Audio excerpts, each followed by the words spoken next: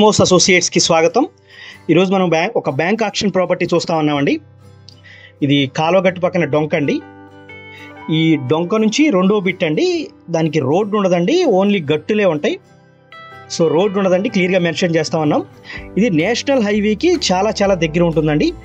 మీకు కనపడేదే national highway అండి, Guntur Chennai national highway అండి.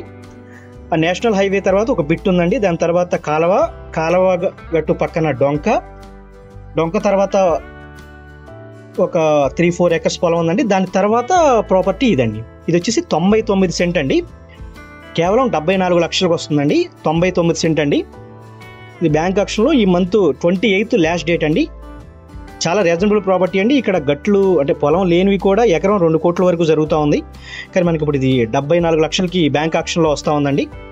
మూడో బిట్ అనుకోవచ్చు అండి. నేషనల్ హైవే నుంచి మూడో బిట్ అనుకోవచ్చు. కేవలం 350 మీటర్స్ ఉంటుందండి నేషనల్ హైవేకి.